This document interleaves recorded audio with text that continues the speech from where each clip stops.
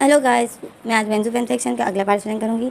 तो जैसे कि आप लोगों ने लास्ट बार देख लिया था कि कितना लंबा, मतलब कितना लॉन्ग और सैड था, मतलब इमोशनल से भरा हुआ बहुत सैड पार्ट था। तो मैं भी रिकॉर्डिंग पे इतनी गुम हो गई थी कि मैंने उसको कंप्लीट ही कर दिया। तो चलो अब अगला पार्ट एक्सप्लेन करते हैं। अब स्टोरी डिफरेंट होगी और बस स्टोरी अब ख़त्म ही होने वाली है। अब इस पार्ट में आप लोग को झटका मिलने वाला है। तो चलो फैन सेक्शन शुरू करते हैं। वेन केजिंग को जैसे ही पता चलता है कि मैं प्रेग्नेंट हूँ तो वो शॉक में हो जाता है, जो कि मैं रिकॉर्डिंग कर रही थी और अचानक से कोई आ गया तो मेरी रिकॉर्डिंग आधे में रह गई। तो वैन केजिंग शॉक में हो जाता है। तो फिर वैन केजिंग डॉक्टर को बोलता है, डॉक्टर आप ये बात मम्मा को मत बताइएगा प्लीज़। तो डॉक्टर बोलता है, ओके बट तुम्हारा 1 मंथ हो गया है, अब तुम्हारी टमी बड़ी होगी, ओके तो तुम्हें जल्दी से जल्द अपनी मम्मा को ये बात बतानी है। तो वैन केजिंग बोलता है ओके। वैन केजिंग की आंखें नम थी।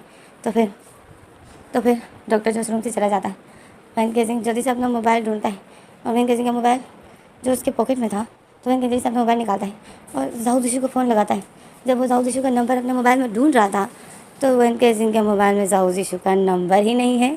तो फिर वैन केजिंग को याद आता है कि मैंने तो जाऊद इशू के सारे सब कुछ डिलीट कर दिया था। और वैन केजिंग ढूंढ रहा होता है कि कहीं ना कहीं तो उसका नंबर होगा। वैन केजिंग पूरा मोबाइल सर्च कर, मतलब पूरे मोबाइल को चेक करता है, मैसेज चेक करता है, व्हाट्सअप चेक करता है, हर पूरा मोबाइल चेक करता है। बट वैन केजिंग ने जो उस दिन गुस्से में आकर सब कुछ डिलीट कर दिया था, उसकी एक पिक तक नहीं छोड़ी थी। वैन केजिंग बहुत ज़्यादा परेशान हो गया था। और वैन केजिंग बोलते हैं अब क्या होगा। तो इसी में अचानक से ममा आ जाती है। ममा आती है, वैन केजिंग को देखती है। वैन केजिंग जो ममा को देखता है, ममा बोलती है वैन केजिंग डॉक्टर ने क्या बोला अभी। तो वैन केजिंग शॉक में हो जाता है। वैन केजिंग बोलते हैं क्या क्या मम्मा। जैन भी अंदर आती है। जैन भी वैन केजिंग को गुस्से से देख रही होती है। तो वैन केजिंग शॉक में हो जाता है। तो वैन केजिंग बोलते हैं मम्मा आप क्या बोल रही हो। तो वैन केजिंग बैठ जाता है। तो मम्मा बोलती है तुमने इतना बड़ा धोखा दिया मुझे, तुम प्रेग्नेंट हो गए, क्यों किया, किसने किया तुम्हारे साथ ऐसा। तुम्हें मैंने मना किया था ना कि तुम ऐसे किसी अल्फ़ा के साथ रिलेशनशिप नहीं बना सकते हो, तुमने ऐसे क्यों किया वैन केजिंग। तो वैन केजिंग बोलते हैं मम्मा मम्मा ये एक एक्सीडेंट था, सच में मम्मा गलती मेरी है, मैं हीट पर आ गया था। तो मम्मा बोलती है क्या, तुम्हें मैंने कहा था ना वैन केजिंग के सब मत करो, मत जाओ यूनिवर्सिटी, तुमने मेरी एक बात तक नहीं सुनी, अपनी ही ज़िद की तुमने। अब देखो ना क्या कर दिया तुमने अपने साथ, क्यों किया तुमने ऐसा वैन केजिंग, क्यों किया तुमने ऐसा। अब मैं क्या मुँह दिखाऊंगा तुम्हारे ससुराल वालों को, अगर उनको पता चल गया कि तुम प्रेग्नेंट हो तो क्या होगा। मम्मा जो पैनिक होने लगती है, बोलती है मेरी इज़्ज़त ख़राब हो गई, मैंने इतनी मुश्किल से अपने बहन केजिंग को सेव करके रखा था, मेरी सारी इज़्ज़त ख़राब हो गई। मम्मा के दिल में अचानक से दर्द हो जाता है। मम्मा जो अपने दिल पर हाथ रख देती है और मम्मा और बहन केजिंग जो रो रहा था, बहन केजिंग बोलते हैं मम्मा मम्मा ये सिर्फ एक एक्सीडेंट था। तो मम्मा के दिल में इतना शदीद दर्द होता है कि मम्मा से वो दर्द बर्दाश्त नहीं हो रहा था और मम्मा जो नीचे गिर जाती है। वैन केजिंग ये देखते हैं कि मम्मा गिर गई तो वैन केजिंग एक जोर से चीख मारता है और बोलते हैं मम्मा। और वैन केजिंग एक जोर से चीख मारता है तो वैन केजिंग होश में आ जाता है। और वैन केजिंग होश में आता है तो वैन केजिंग देखता है रूम में कोई नहीं था, मतलब ये वैन केजिंग एक सपना देख रहा था, वैन केजिंग का ये ख्याल था। तो फिर वैन केजिंग देखता है वैन केजिंग के हाथ में उसी तरह मोबाइल पकड़ा हुआ था। तो वैन केजिंग होता है कि मम्मा को पता चल गया कि मैं प्रेग्नेंट हूँ तो मम्मा को कुछ हो जाएगा, अब मैं क्या करूँ। वैन केजिंग इतना परेशान था। तो इसी में मम्मा जो रूम में आ जाती है इस्तेमाल करते करते और ज़ियान भी आ जाती है उछलते कूदते। तो ज़ियान आती है वैन केजिंग के पास, वैन केजिंग के पास बैठ जाती है और वैन केजिंग के शोल्डर पर हाथ रख देती है और बोलती है वैन केजिंग चलो बताओ मुझे कि तुम्हारा यूनिवर्सिटी के दिन कैसे गुजरे। तो वैन केजिंग जो मम्मा को ही देख रहा था और मम्मा जो स्माइल कर रही थी वैन केजिंग के पैरों के पास बैठ जाती है और वैन केजिंग के पैरों पर जैसे दबाती है, मसाज देती है वैन केजिंग के पैरों को। तो वैन केजिंग मम्मा के हाथों को हटाता है, बोलते हैं मम्मा ये आप क्या कर रही हो। तो वैन मम्मा होती है वैन केजिंग मुझे करने दो, तुम इतने सालों बाद आए हो, मैं तुम्हें बहुत मिस कर रही थी, थैंक गॉड तो तुम्हारी पढ़ाई पूरी हो गई, अब तुम मेरे पास ही रहोगे और तुम्हें एक बात भी बतानी है। तो फिर मम्मा ज़ियान को देखती है तो ज़ियान मम्मा को इशारा करती है कि बता दो। तो वैन केजिंग ज़ियान को देखता है, मम्मा को देखता है। तो फिर वैन केजिंग बोलते हैं कि क्या हुआ मम्मा, आप ठीक तो हो ना। तो मम्मा बोलती है, मम्मा स्माइल करती है, बोलती है हाँ मैं तो ठीक हूँ, मुझे क्या हुआ है, बट मैं तुम्हें कुछ कहना चाहती हूँ। असल में मैंने तुम्हें कॉल करके बताया था ना कि तुम्हारे ससुराल वाले शादी मांग रहे हैं। तो वैन केजिंग सर हिलाते होते हैं हाँ। तो मम्मा बोलती है कि वो लोग कल आ रहे हैं। तो वैन केजिंग बोलते हैं क्या। तो मम्मा बोलती है हाँ और ज़ियान वैन के सिंह को बोलती है कि वैन के सिंह आज आपसे तो वैन के सिंह के मज़े हैं। तो वैन के सिंह ज़ियान को बोलते हैं मज़े, कैसे मज़े? तो ज़ियान फिर वैन के सिंह के कान में बोलती है इडियट, तुम अब अपने अल्फ़ा को देखोगे ना? तो वैन के सिंह ज़ोर से बोल देता है बट मैं शादी से पहले तो अल्फ़ा को देखना अलाउ नहीं है। तो मामा भी ये सुन लेती है। मामा बोलती है हाँ, अल्फ़ा को देखना अलाउ नहीं है तो अल्फ़ा कहीं और रहेगा। तो वैन के सिंह बोलते हैं कहाँ? तो मामा बोलती है अल्फ़ा।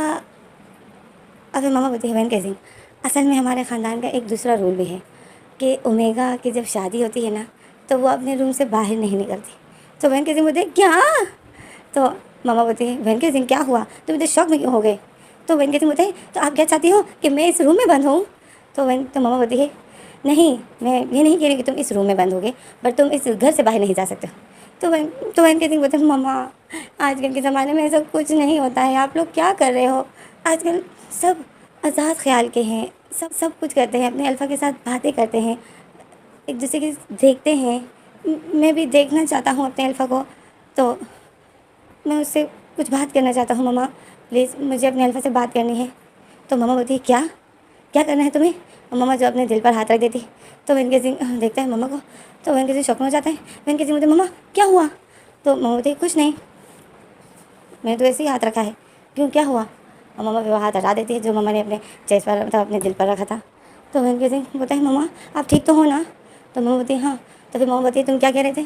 तो वैन के सिंह बोलता है मामा मैं अपने अल्फ़ा को देखना चाहता हूँ।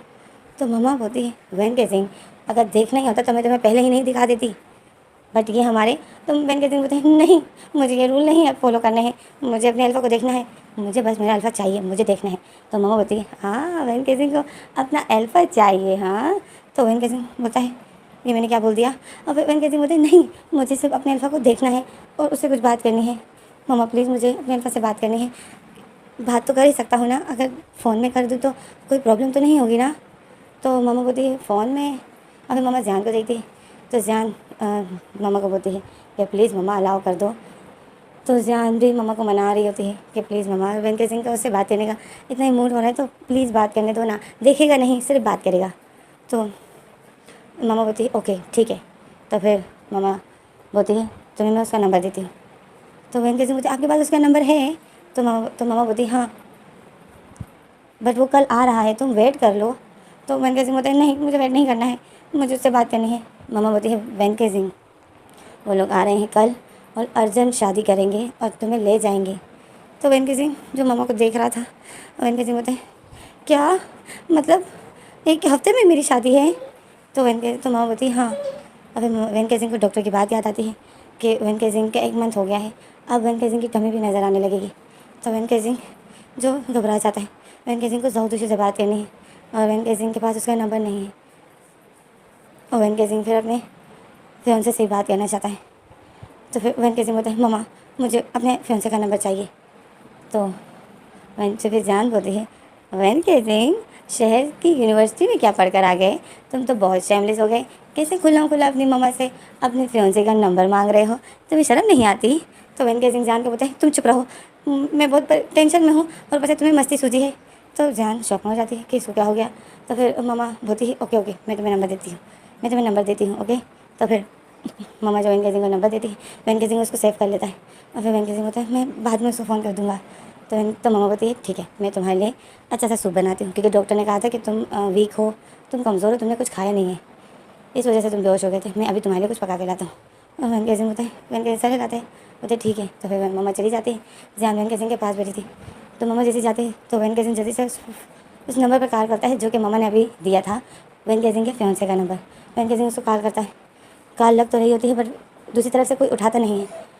तो वैन के सिंह जो वेट कर रहा था कि क्यों नहीं उठा रहे हैं वो लोग, तो फिर वैन के सिंह दोबारा से करता है, ज़ियान देख रही होती है।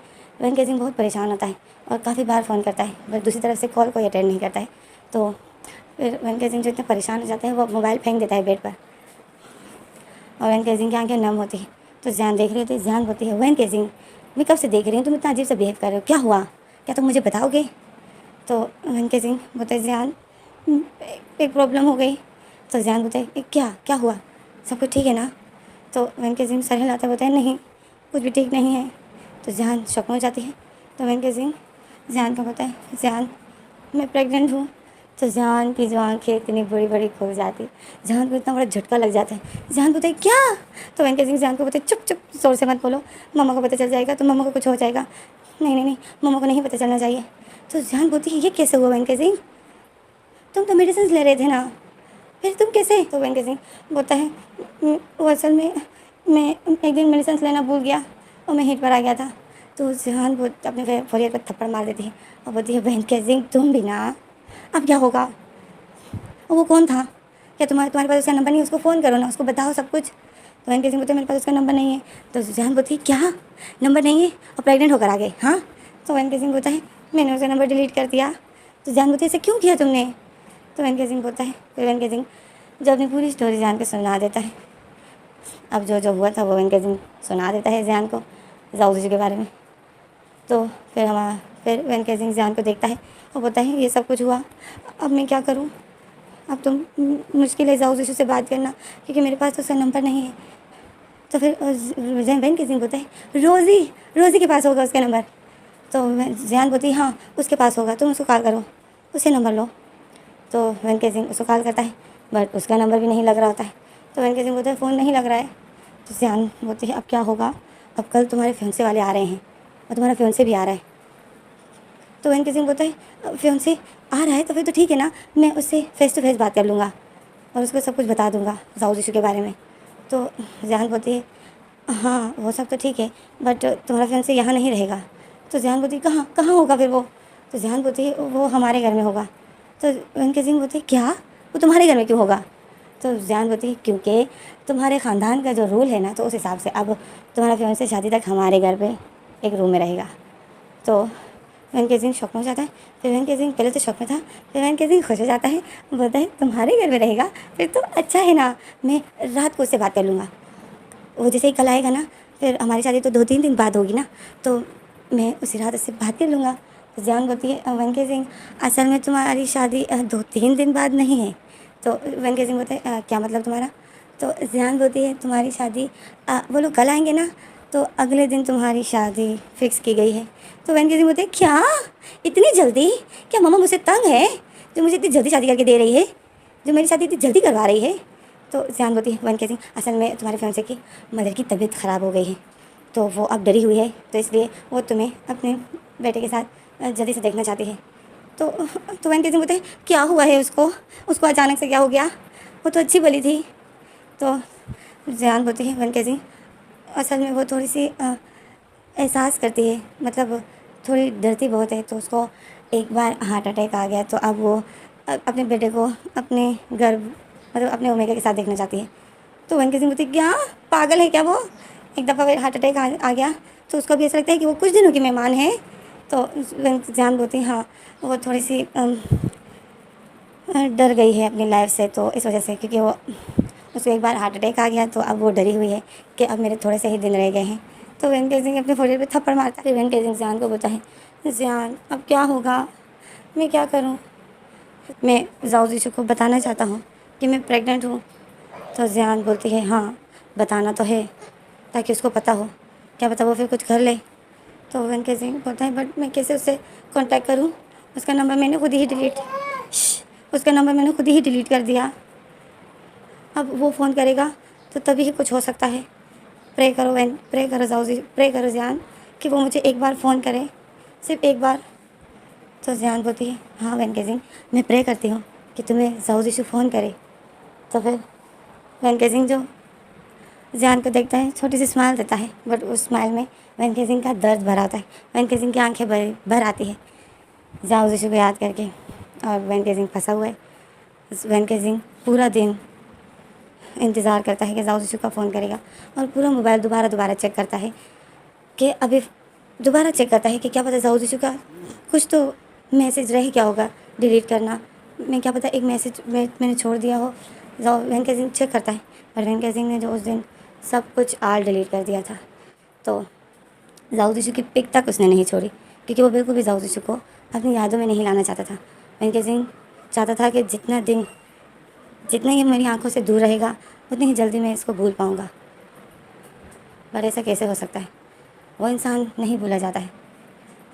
कभी भी नहीं। जब भी प्यार का नाम आता है तो वही इंसान याद आता है, क्योंकि प्यार उसी से किया था। तो इसी तरह आज का दिन बीत जाता है, रात हो जाती है। जान जो एक और चक्कर लगाती है वेंके सिंह के घर पे, वेंके सिंह के साथ बातें करने के लिए आई होती है, वेंके सिंह के साथ टाइम स्पेंड करने के लिए आती है। और आती है तो जैसे ही अंदर आती है तो बोलती है, वेंके सिंह क्या फ़ोन आया किसी का? तो वेंके सिंह बोलता है, नहीं, ना जाऊदी जी का फ़ोन आया, ना रोज़ी का फ़ोन लग रहा है, और ना मेरे फियांसे का फ़ोन लग रहा है। सिर्फ रिंगटोन बज रही है और वो उठा नहीं रहा है। तो जान बोलती है, वो क्यों नहीं उठा रहा है? तो वेंके सिंह बोलता है, पता नहीं। वेंके सिंह बोलता है, मेरी कॉल कोई अटेंड नहीं कर रहा है। तो जान परेशान हो जाती है। फिर जान देखती है कि वेंके सिंह टेंशन में है। तो जान बोलती है, वेंके सिंह टेंशन मत लो, सब कुछ ठीक हो जाएगा। वेंके सिंह बोलता है, कैसे ठीक होगा, मुझे तो कुछ भी ठीक नहीं लग रहा है। और वेंके सिंह ऐसा बोल देता है। तो फिर क्या होता है, हाँ, तो फिर रात हो जाती है।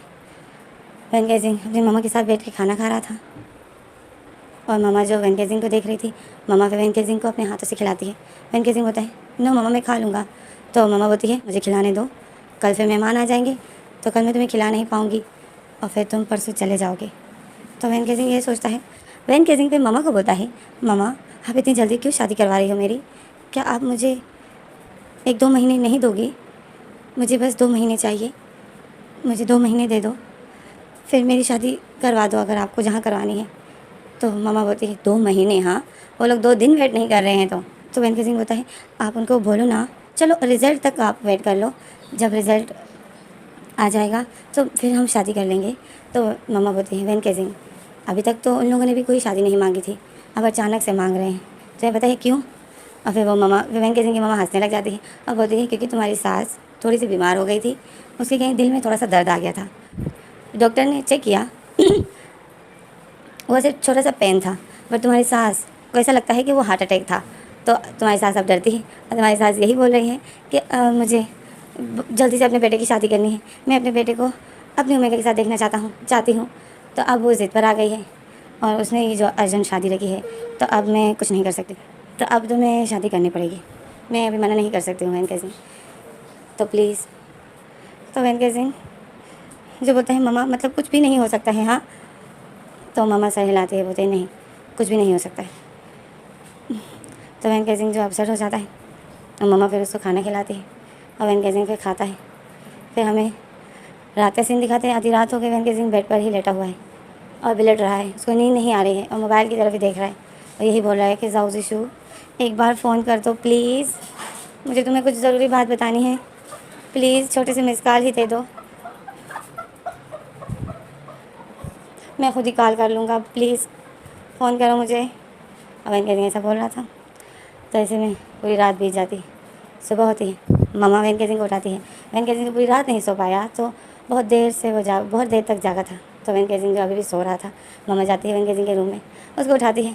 तो वेंके सिंह जो नहीं उठता है, मामा वेंके सिंह को बोलती है, वेंके सिंह उठो। तो वेंके सिंह बोलता है, वेंके सिंह बोलते हैं, हाँ मुझे सोने दो। तो मामा बोलती है, उठ जाओ ना वेंके सिंह। तो वेंके सिंह बोलता है, नहीं मुझे और भी सोना है, प्लीज़ मामा मुझे थोड़ी देर सोने दो। तो मामा बोलती है, वेंके सिंह आज तुम्हारे ससुराल वाले आने वाले हैं, तुम्हारा फियांसे भी आएगा।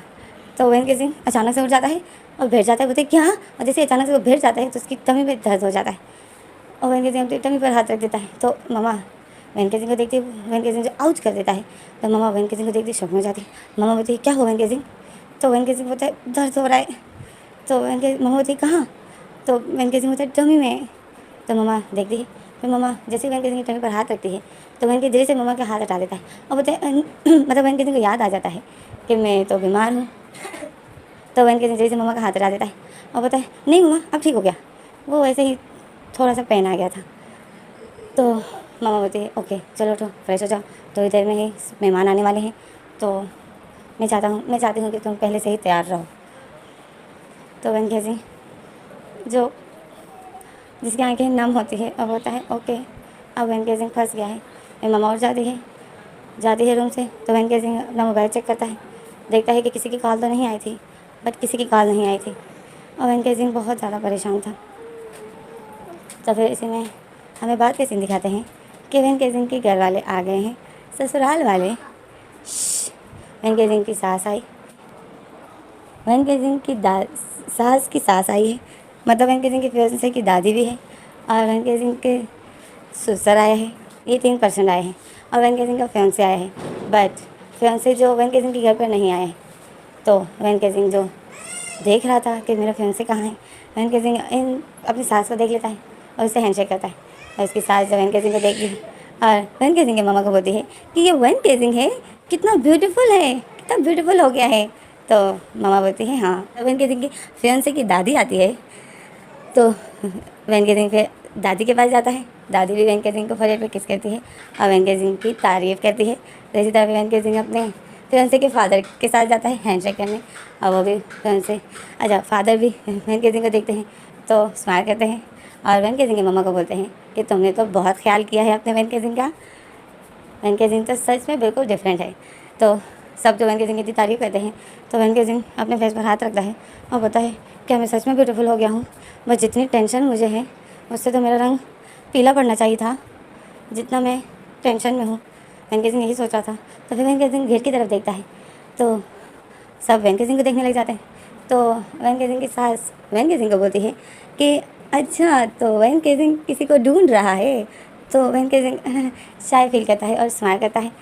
तो मामा तो फिर वेंकी सिंह की सास बोलती है वेंकी सिंह तुम्हें पता है ना अलाउ नहीं है। तो वेंकी सिंह जो मुंह बना लेता है क्योंकि यही बात सुन सुन के जब वेंकी सिंह को बहुत गुस्सा आ रहा था। तो फिर वेंकी सिंह बोलता है ये क्या बात हुई, आजकल की जनरेशन में ऐसा नहीं होता है। तो सास बोलती है ऐसा ही होता है, हमने भी ऐसी ही शादी की थी। ओके। तो फिर वेंकी सिंह अपने फियांसे के फादर को देखने लग जाता है। तो वेंकी सिंह बोलता है आपने भी अपने हस्बैंड को पहली बार शादी की रात को देखा था? तो तो वेंकी सिंह की सास सर हिलाती है, बोलती हाँ। तो वेंकी सिंह बोलता है आप खुश थी, आप नहीं चाहती थी कि मैं उसको देखूं शादी से पहले? तो वेंकी सिंह की सास बोलती है चाहती तो बहुत थी बट नहीं देखती थी क्योंकि अलाउ नहीं था हमें देखना। तो हम बड़ों की बात सुनते थे और फिर अपने फियांसे को नहीं देख पाते थे क्योंकि कोई फियांसे को आने ही नहीं देता था हमारे घर पे, ना वो आता था ना हम जाते थे, तो नहीं देख पाती थी। दिल तो बहुत करता था देखूं बट नहीं देखा। तो वेंकी सिंह सैड हो जाता है। फिर इसमें ज़ियान आ जाती है, ज़ियान आती है वेंकी सिंह के पास। तो वेंकी सिंह ज़ियान को देखता है, स्माइल करता है। तो सब मेहमान ज़ियान को देखते हैं। तो फिर वेंकी सिंह की मम्मा ज़ियान को इंट्रोड्यूस कराती है कि ये हमारे नेबर्स है और ये हमारे घर आती जाती रहती है और ये वेंकी सिंह की बचपन की दोस्त है। तो सब ज़ियान को देखते हैं। ज़ियान बहुत अच्छे से सबके साथ बात करती है, सबसे हैंडशेक करती है। तो फिर वेंकी सिंह की सास ज़ियान से पूछती है कि मेरा बेटा ठीक तो है ना? तो ज़ियान बोलती है हाँ ठीक है। तो वेंकी सिंह शॉक में हो जाता है। वेंकी सिंह फिर ज़ियान के पास जाता है और ज़ियान को बोलता है ज़ियान मेरा फियांसे तुम के घर पे है? तो ज़ियान बोलती है हाँ असल में तुम्हारी मम्मा ने मेरी मम्मा से बात की थी कि हमारा एक गेस्ट तुम के घर पे रहने आएगा, मैंने तुम्हें कल बताया था ना। तो वेंकी सिंह बोलते हैं हाँ वो अब कहाँ है, मुझे उससे मिलना है, प्लीज़ मेरी उससे मुलाकात करा दो, मुझे उससे बात करनी है, प्लीज़ ज़ियान प्लीज़ प्लीज़ प्लीज़।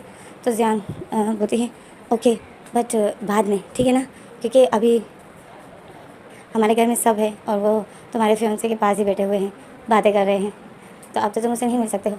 जैसे ही मैं देखूंगी कि वो अकेला है तो तुम्हारी और उसकी मुलाकात करा दूँगी, ठीक है। तो वेंकी सिंह बोलते हैं हाँ ठीक है, thank you Ziyan thank you. और वेंकी सिंह ऐसे ही बोल देता है। तो फिर ज़ियान जो मेहमानों के पास बैठी होती है और वेंकी सिंह बैठा होता है, इस तरह ये लोग बातें कर रहे होते हैं। इस तरह ये लोग बातें करते हैं, फिर ये लोग डिनर करते हैं, मतलब खाना खाते हैं। तो जैसे ही खाना खा लेते हैं तो फिर मम्मा बोलती है कि मैं जाती हूँ शॉपिंग के लिए, वेंकी सिंह के लिए कुछ सामान लाना है। और सामान तो मैं पहले से ही ला चुकी हूँ पर छोटा मोटा सामान लाना है। तो तो वेंकी सिंह की सास बोलती है ठीक है तुम वेंकी सिंह को भी लेके जाओगी, बट वेंकी सिंह को घर से बाहर जाना अलाउ नहीं है, तो फिर तुम उसे कैसे लेके जाओगी? तो वेंकी सिंह की मामा बोलती है नहीं वेंकी सिंह नहीं जाएगा, वो घर पे ही रहेगा। तो फिर वेंकी सिंह की सास बोलती है ठीक है फिर मैं तुम्हारे साथ जाती हूँ, मैं भी यहाँ पर बहुत सालों बाद आई हूँ, इसी बहाने थोड़ा सा घूम फिर लेंगे, क्या कहती हो? और वेंकी सिंह की मामा के साथ वो बातें कर रही होती। तो वेंकी सिंह की मामा बोलती है हाँ क्यों नहीं, चलो चलते हैं। तो फिर मामा जा रही थी तो वेंकी सिंह को बोलती है वेंकी सिंह दादी का ख्याल रखना ओके, और अपने पापा का भी ख्याल रखना, मतलब ससुर का बोल रही थी। बोलते मामा वेंकी सिंह की मामा वेंकी सिंह को बोलती है पापा का भी ख्याल रखना और दादी का भी, ठीक है। हम लोग अभी गए और अभी आए। तो वेंकी सिंह बोलते हैं ठीक है। तो फिर दादी बैठी होती है, दादी बहुत ज़्यादा थक गई होती है। तो वेंकी सिंह देखता है दादी को। तो वेंकी सिंह बोलते हैं दादी आप आराम क्यों नहीं कर लेती हो, आओ मैं आपको रूम में ले जाता हूँ, आप आराम कर लो। तो दादी वेंकी सिंह को देखती है, स्माइल करती है। तो फिर वेंकी सिंह जो दादी को ले जा रहा है रूम में, दादी को रूम में ले जाता है और दादी जो वेंके सिंह दादी के पास बैठा होता है। दादी बोलती है वेंके सिंह दादी बोलती है वेंके सिंह तुम्हें पता है हम कितने खुश हैं तुम्हारे आने से। तो वेंके सिंह दादी को देख रहा था। दादी बोलती है कि तुम्हें पता है हम कितने खुश हैं कि तुम हमारे घर आओगे, फिर हमारी संतान आगे बढ़ेगी। दादी वेंके सिंह को देख रही होती है और स्माइल करती है और बोलती है वेंके सिंह तुम खुश तो हो ना इस शादी से। तो वेंके सिंह स्माइल करता है, बोलता है हाँ दादी मैं खुश हूँ, मैं बहुत खुश हूँ, बट मैं सिर्फ एक दफ़ा अपने फियांसे को देखना चाहता हूँ। दादी आप बताओ क्या वो हैंडसम है। तो दादी स्माइल करती है और बोलती है हैंडसम तो वो बिल्कुल भी नहीं है। तो वेंके सिंह बोलते क्या उसकी एज क्या है। तो दादी बोलती है एज तो यही 26-27। तो वेंके सिंह बोलते हैं ये तो ठीक है, यंग है। तो दादी बोलती है बट वो हैंडसम नहीं है। तो वेंके सिंह बोलते हैं हैंडसम नहीं है क्यों, वो हैंडसम क्यों नहीं है, वो मोटा है। तो दादी हंसती है, दादी बोलती है नहीं मोटा भी नहीं है। तो वेंके सिंह बोलते हैं क्या वो छोटा है। तो दादी बोलती है छोटा भी नहीं है। तो वेंके सिंह बोलता है तो फिर आप क्यों कह रहे हो वो हैंडसम नहीं है।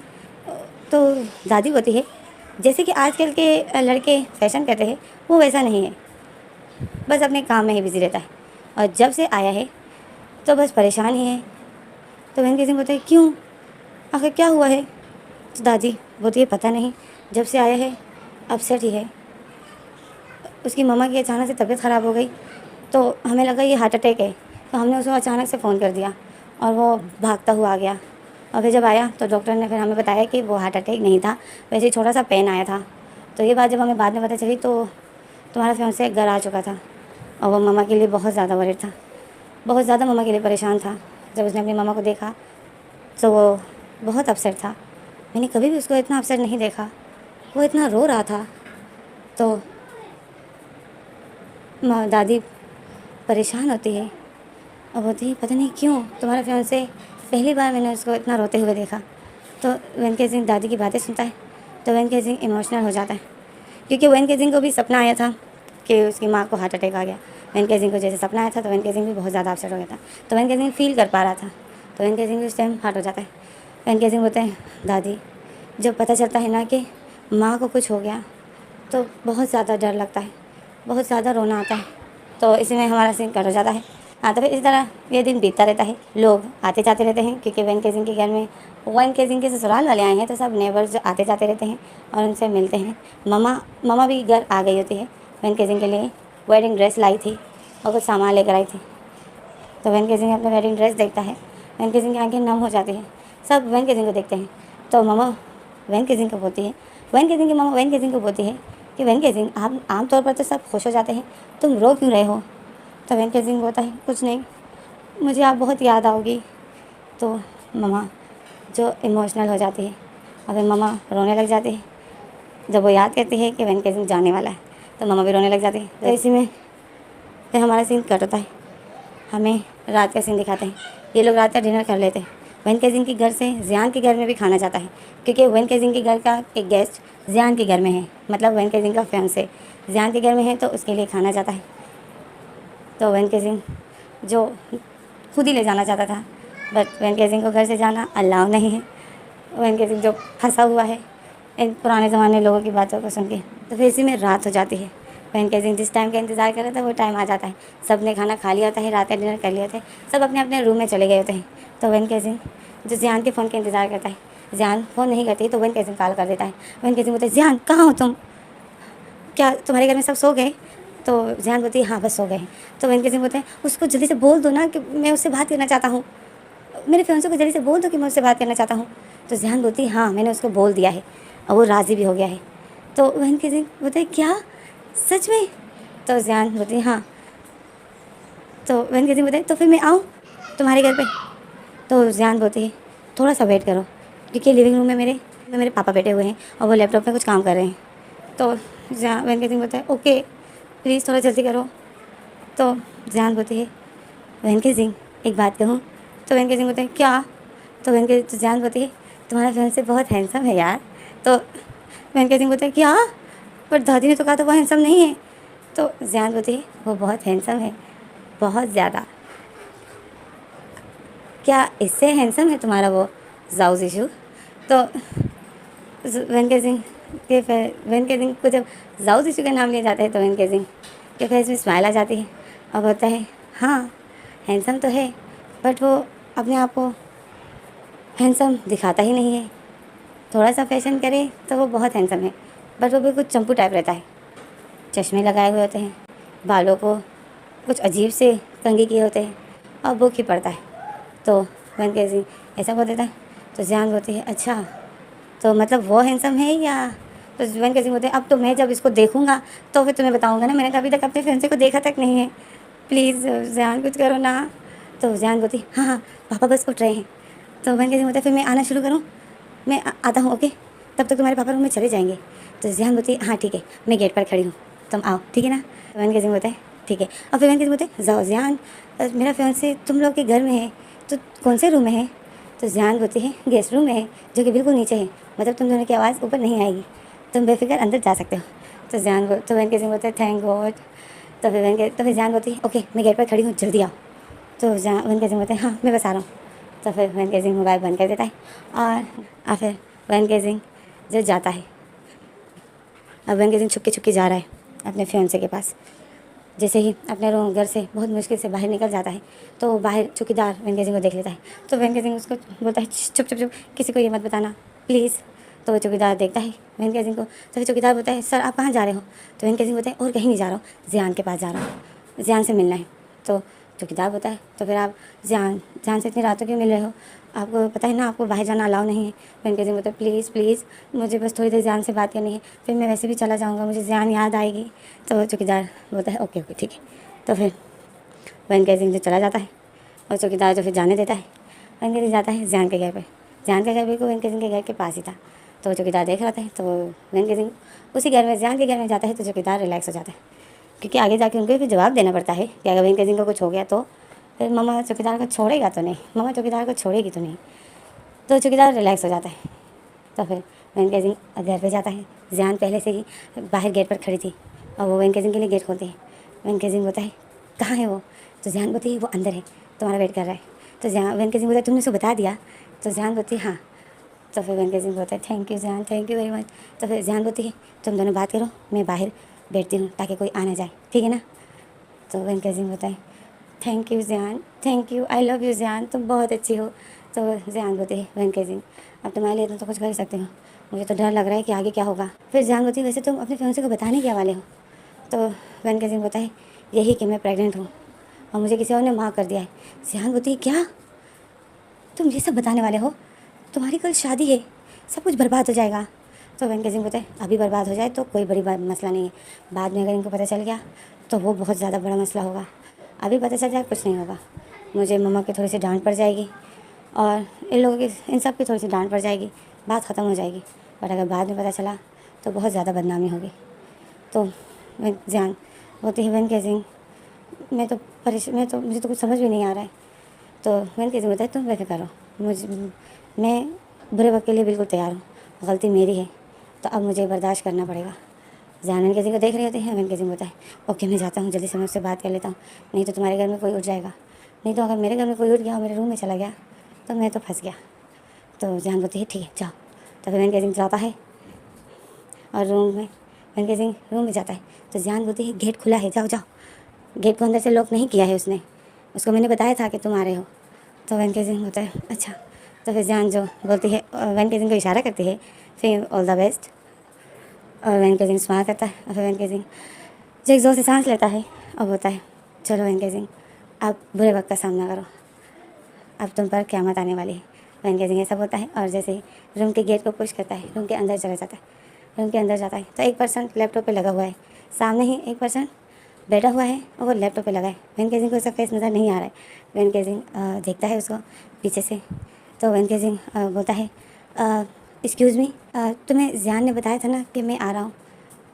तो वो पर्सन जब सुनता है कि मेरे रूम में कोई आ गया है और ये वही है जिसका मैं मतलब ये वही है मेरा फियांसे, तो वो लैपटॉप पे काम करना बंद कर देता है, लैपटॉप बंद कर देता है और बोलता है हाँ मुझे बताया था तुम्हें मुझसे कुछ ज़रूरी बात करनी थी, है ना? तो वो इनकेजिंग करता है। तो वो पर्सन बोलता है ठीक है, बताओ क्या बताना है तुम्हें मुझे? तो वो इनकेजिंग बोलता है मैं तुम्हें कुछ बताना चाहता हूँ, प्लीज़ तुम गुस्सा मत करना। तो वो पर्सन बोलता है मैं गुस्सा क्यों करूँगा?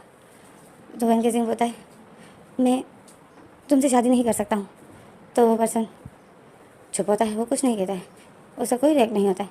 वैन केजिंग देखता है कि ये तो मेरी तरफ देख ही नहीं रहा है। फिर वैन केजिंग बोलता है शायद ये भी मेरी मम्मा की तरह ही है, शादी से पहले मुझे नहीं देखेगा। वैन केजिंग यही सोचता है। तो वैन केजिंग बोलता है मैं प्रेग्नेंट हूँ। तो वो पर्सन शॉक में हो जाता है और वो खड़ा हो जाता है और वैन केजिंग की तरफ फेस कर लेता है, बोलता है क्या? और वैन केजिंग जो नीचे देख रहा था, तो वैन केजिंग अपनी आंखें उठाता है और उस पर्सन को देखता है। तो वैन केजिंग शॉक में हो जाता है। वैन केजिंग बोलता है तुम? तो वो पर्सन वैन केजिंग को देखता है और बोलता है वैन केजिंग तुम?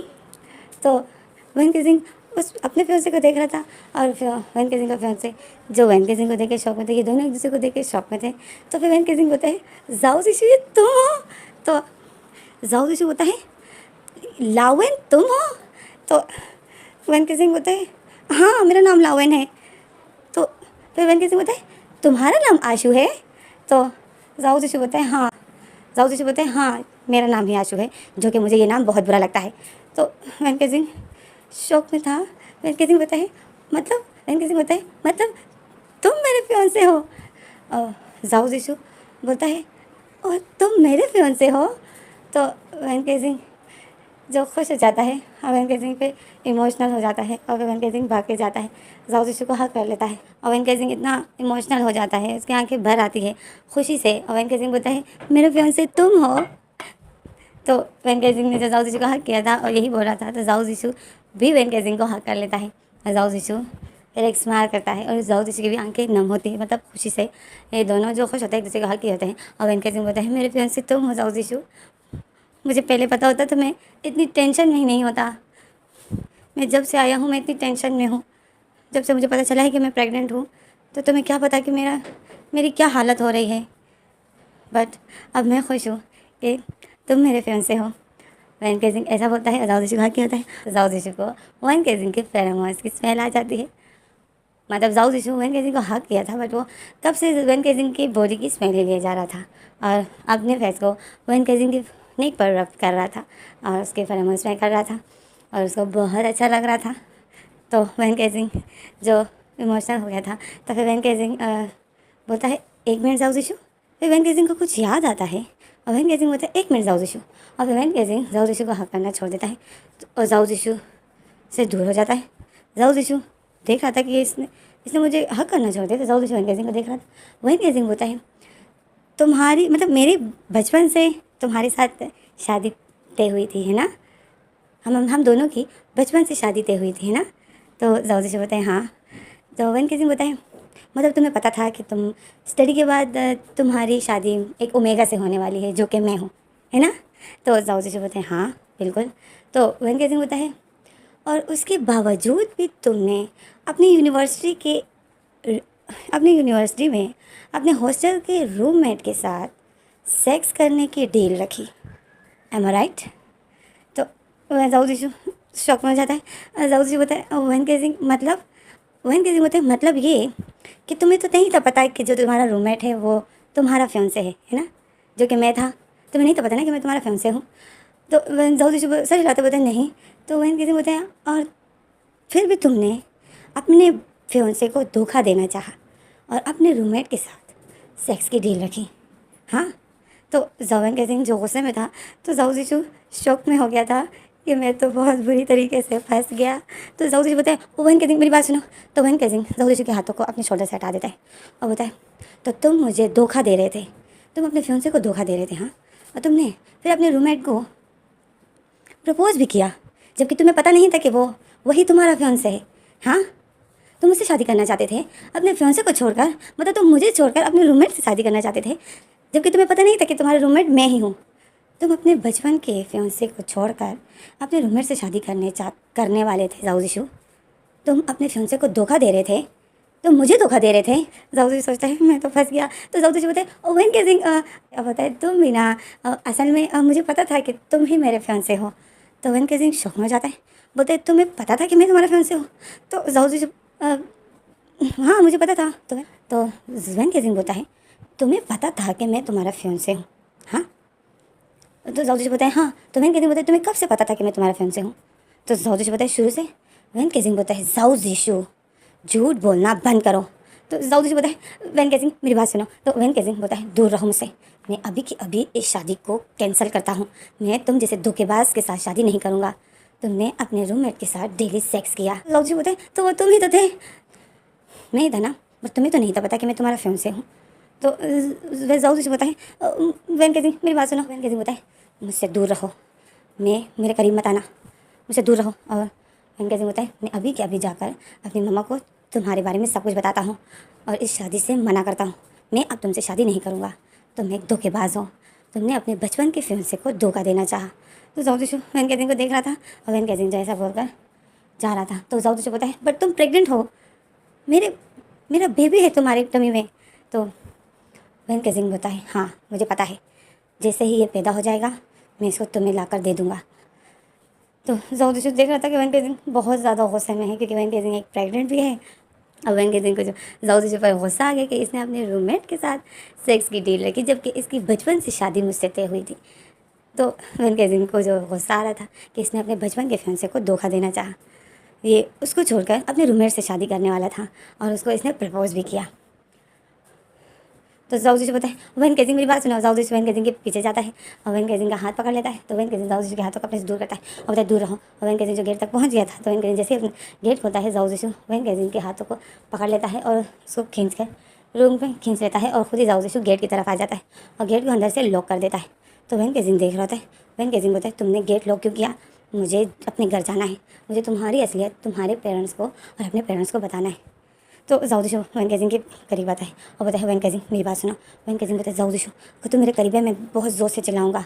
तो जाऊदी बताया वेन केजिंग मेरी बात तो सुनो ना। तो जाऊदी तो वेन केजिंग बताया मुझे नहीं सुननी है तुम्हारी कोई भी बात, तो मैं एक धोखेबाज हूँ, मैं तुम्हारे साथ शादी नहीं कर सकता हूँ। तो जाऊदी बताया मेरी बात तो सुनो। वेन केजिंग बताया मुझे नहीं सुननी है। जाऊदी जो वेन केजिंग को जाऊदी अचानक से वेन केजिंग के करीब हो जाता है और वेन केजिंग को पकड़ लेता है और वेन केजिंग को बेड की तरफ ले जाता है, बेड पर पुश कर देता है। वेन केजिंग जो चीख मारने वाला था तो जाऊदी जल्दी से वेन केजिंग के मुंह पर हाथ रख देता है। वेन केजिंग जाऊदी को हटाता है। जाऊदी वेन केजिंग जो हिल रहा होता है और जाऊदी को अपने से हटाता है। तो जाऊदी वेन केजिंग को बोलता है वेन केजिंग मेरी बात सुनो, तुम जो सोच रहे हो ऐसा कुछ भी नहीं है। वेन केजिंग जो गुस्से में था और वो बिल्कुल भी जाऊदी की बात नहीं सुनता है। तो जाऊदी तो वेन केजिंग जो जाऊदी को अपने हाथों से पुश कर रहा था तो जाऊदी वेन केजिंग के दोनों हाथों को पकड़ लेता है, ऊपर की तरफ कर देता है और अपने एक हाथ में पकड़ लेता है। वेन केजिंग देख रहा था तो वेन केजिंग हेल्प के लिए चीख मारने वाला था, मदद के लिए चीख मारने वाला था कि जाऊदी जल्दी से वेन केजिंग के मुंह पर हाथ रख देता है और जाऊदी से बोलता है वेन केजिंग चीखना मत, तुम्हें पता है ना कि ये जियान का घर है। तो वेन केजिंग हिल रहा है। वेन केजिंग बिल्कुल भी जाऊदी की नहीं सुन रहा था। तो जाऊदी जो देख रहा है कि मेरी बात नहीं सुन रहा है तो जाऊदी वेन केजिंग के नेक पर बाइट कर देता है और जब वो बाहर कर देता है तो वेन केजिंग एक जोर से चीख मारता है। पर जाऊदी ने उसके मुँह पे हाथ रखा था तो चीख जितनी ज़्यादा नहीं निकलती है वेन केजिंग के मुँह से। जाऊदी और टाइट करके वेन केजिंग का मुँह बंद कर देता है और जाऊदी बाहर करके जब वेन केजिंग को देखता है तो वेन केजिंग जो शांत हो गया था, वेन केजिंग अपनी आंखें बंद कर देता है। उसकी आंखों से आंसू निकलते हैं क्योंकि जाऊदी ने बहुत बुरा बाइट किया था। तो जाऊदी वेन केजिंग को बताए सॉरी वेन केजिंग, मेरा बाइट करने का इरादा नहीं था पर तुम शांति नहीं हो रहे थे। तो वेन केजिंग अपनी आंखें खोलता है और जाऊदी देख रहा था कि वेन केजिंग शांत हो गया है। तो जाऊदी वेन केजिंग के मुंह से हाथ हटाता है। जाऊदी बोलता है वेन केजिंग मुझे माफ़ कर दो। वेन केजिंग बोलता है तुमने मुझे धोखा दिया है, मैं तुम्हें कभी माफ़ नहीं करूँगा। तो वेन केजिंग तो जाऊदी बोलता है मैंने तुम्हें धोखा नहीं दिया है, मानता हूँ कि मुझे नहीं तो पता कि तुम ही मेरे फियांसे हो। तो वेन केजिंग जो जाऊदी को देखता है और वेन केजिंग की आंखों से आंसू बह रहे थे। तो वेन केजिंग बोलता है तुम्हें नहीं तो पता कि मैं तुम्हारा फियांसे हूँ, तुम्हारे लिए मैं एक रूममेट ही था, तुमने अपने रूममेट के साथ सेक्स की डील रखी। जाऊदी सोचो ज़रा, अगर तुम्हें पता चले, अगर मैं ऐसा कुछ करता और तुम्हें पता चलता तो क्या तुम मुझे माफ़ करते? जाऊदी वेन केजिंग की बात सुनता है। जाऊदी समझ रहा होता है कि वैन केजिंग क्या बोल रहा है। जाओ जिशु बताए, वैन केजिंग मैं इस फीलिंग से गुज़र चुका हूँ। जब मुझे पता चला कि जो मेरा रूममेट है वही मेरा फियांसे है, तो एक टाइम के लिए मुझे तुम पर गुस्सा आ गया था। तुम्हें याद है जब मैं लास्ट टाइम तुम्हारे साथ इंटीमेट हुआ था और तुमसे जब भी मैंने चीख कर तुम्हें जब भी मैंने गुस्सा किया था, तुम्हारी बचपन में शादी हो चुकी है और तुम मेरे साथ सेक्स कर रहे हो। तुम्हें याद है वो दिन? तो वैन केजिंग जो सिर्फ जाओ जिशु की बातें सुनता है, कुछ नहीं बोलता है। तो जाओ जिशु बताए, उस दिन मुझे फ़ील हुआ, मुझे बहुत बुरा लगा कि मेरा फियांसे अपने रूममेट के साथ सेक्स कर रहा है और मैं एक टाइम के लिए ये भूल गया था कि वो नहीं कर रहा है, मैं उस पर ज़बरदस्ती करवा रहा हूँ, मैं उसको ब्लैकमेल कर रहा हूँ। वो तो अपने ओमेगा होने का राज छुपाना चाहता है, बट मैंने जो उसका राज जान लिया तो मैं उसके साथ डील करके उससे फ़ायदा उठा रहा हूँ। उस टाइम मुझे रियलाइज़ हुआ कि मैं कितना बुरा हूँ। तुम फिर रो रो कर जो मुझे बोल रहे थे तो मैं अंदर से बिल्कुल टूट चुका था। मैं उसी टाइम तुम्हें बताना चाहता था बट मेरी हिम्मत नहीं हुई, क्योंकि उस टाइम तुम मुझसे बिल्कुल नफ़रत करते थे। अगर उस टाइम मैं तुम्हें कुछ बता देता तो तुम अपने पेरेंट्स को कहकर ये शादी तुड़वा देते। तुम बिल्कुल भी मुझसे शादी के लिए राज़ी नहीं होते और मैं ये नहीं चाहता था, क्योंकि उस दिन के बाद मुझे मेरे दिल में तुम्हारे लिए फीलिंग्स आ गई थी और मैं हर पल खुश होता था कि मेरा फियांसे मेरे पास ही है। 4 साल वो मेरे पास था और मुझे लास्ट मंथ में पता चला जब हमारे फाइनल पेपर होने वाले थे, तो मैं बहुत खुश था कि अच्छा ये जो मुझे बाद में पता चला, नहीं तो फिर मैं वेट नहीं कर पाता। और देखो तो किस्मत की बात, तुम वही हो जिसके फेरोमोन्स मुझे अनकंट्रोल करते हैं। यही अनोखी बात है। अगर तुम मेरे फियांसे होते और तुम्हारे फेरोमोन्स मुझे अनकंट्रोल नहीं करते तो क्या होता? ज़रा सोचो, आगे जाकर तुम ऐसा खुश नहीं होते, मैं तुम्हें खुश नहीं कर पाता, मैं तुम्हें खुश नहीं रख पाता, तो तुम मुझे छोड़ देते, मुझसे डिवोर्स ले लेते। करते ना तुम ऐसा? तो वैन केजिंग जो जाओ जिशु की बातें सुनता है, फिर जाओ जिशु होता है, पर मैं तो खुश इस बात पे हूँ कि तुम ही मेरे फियांसे हो और तुम ही मेरे लवर हो, जिसे मैं प्यार करता हूँ वो भी तुम ही हो, और तुम ही वही ओमेगा हो जिसके आगे मैं अनकंट्रोल होता हूँ। मेरे लिए तीनों चीज़ें बेस्ट है। पर वैन केजिंग होता है, बट मेरे लिए बेस्ट नहीं है। मेरा फियांसे धोखेबाज है। तुम्हें नहीं तो पता कि मैं तुम्हारा फियांसे हूँ, पर तुमने फिर भी अपने रूममेट के साथ सेक्स किया। तो जाओ जिशु देख रहा था वैन केजिंग को। जाओ जिशु की गलती होती है, जाओ जिशु मानता है। जाओ जिशु वैन केजिंग को बताए, सॉरी वैन केजिंग, मैं जानता हूँ तुम हर्ट हो रहे हो, पर प्लीज़ मेरी बात समझने की कोशिश करो। मैं उस टाइम अनकंट्रोल हो गया था जब मैंने तुम्हारे साथ पहली बार किया था। वैन केजिंग बताए, उस टाइम तो मैंने भी तुम्हें माफ़ कर दिया था, क्योंकि गलती मेरी थी, मैं ही पर आ गया था, जिसके फेरोमोन्स ने तुम्हें अनकंट्रोल कर दिया। तुम्हारे अलावा अगर वहाँ कोई और अल्फा होता तो वो भी यही करता। मैं अपनी गलती समझ सकता हूँ, मैं अपनी गलती मानता हूँ, पर तुमने फिर जब वो डील रखी, उस डील पर मुझे हैरानगी आती। तो तुम अपने रूममेट के साथ डेली सेक्स करना चाहते थे। जाओ जिशु वैन केजिंग को देखता है और वो बोलता है, मैं सॉरी बोल रहा हूँ ना। वैन केजिंग बोलता है, ठीक है, मैं तुम्हें माफ़ कर दूँगा, एक शर्त पर। जाओ जिशु बोलता है, क्या? वैन केजिंग बोलता है, मैं भी किसी और के साथ सेक्स करूँगा। तो जाओ जिशु शॉक हो जाता है, बोलता है, क्या? तो वैन केजिंग बोलता है, हाँ, तुम्हें तो शौक क्यों लगा? मैं भी किसी और के साथ सेक्स करूँगा और तुम्हें पता चलेगा कि जब इंसान को पता चलता है कि मेरे फियांसे ने किसी और के साथ सेक्स किया तो कैसा लगता है। तो आप देखते हैं क्या है इस रूम में क्या होता है। तो इसके लिए आप लोगों को वेट करना पड़ेगा, क्योंकि वीडियो देखो ज़रा लंबी हो रही है ना। तो मैं इंसान भी हूँ जो कि आप लोग भूल गए हो, और मैं बहुत ज़्यादा थक गई हूँ चपा कर करके, मेरा गला दुख रहा है, मुझे डर लग रहा है कहीं मैं गूंगी ही ना हो जाऊँ। तो चलो फिर आगे क्या होता है अगले पार्ट में बताती हूँ। अगला पार्ट लास्ट है, मैं तो यही लास्ट रखना चाहती थी, बट इसमें शायद पूरा नहीं हो पाया। तो चलो आगे क्या होता है मैं अगली वीडियो में बताती हूँ। अगला पार्ट लास्ट पार्ट है। अगर हमें पता चल ही गया कि वैन केजिंग का फियांसे जाओ जिशु था, और जाओ जिशु को इस बात का पता था। जब जाओ जिशु ने अपने जासूस को वैन केजिंग, मतलब वो अपने रूममेट और अपने उस ओमेगा का पता करना चाह रहा था कि ये वैन केजिंग कहाँ रहता है, जिसके फेरोमोन्स मुझे अनकंट्रोल करते हैं। जाओ जिशु वैन केजिंग का पता करना चाहता था। पर जब जाऊ जी को ये पता चला कि ये वही है जिसके साथ इसकी शादी होने वाली है, तो जाऊ जी के मन में तो लड्डू फूट रहे थे। पर जाऊ जी एक पल के लिए गुस्सा भी हो गया था कि इसकी शादी तय हो गई है, ये मेरा ही फियांसे है और ये इस तरह किसी और के साथ सेक्स कर रहा है। जाऊ जी इस बात पर गुस्सा था, जबकि जाऊ जी को ये नहीं याद कि सेक्स ये नहीं कर रहा था, सेक्स जाऊ जी इस पर करवा रहा था। तो जाऊ जी को फिर जब वेन केजिंग रो कर बता देता है कि तुम मेरे साथ ज़बरदस्ती कर रहे हो, मैंने तुम्हें नहीं कहा है। तो जब वेन केजिंग जाऊ जी को ये बता देता है कि तुम्हारी वजह से मैं तुम्हारे साथ ऐसा कर रहा हूँ, मुझे ऐसा करना पड़ रहा है क्योंकि मैं अपनी स्टडी कंप्लीट करना चाहता हूँ। मतलब स्टोरी तो आप लोग समझ गए हो ना।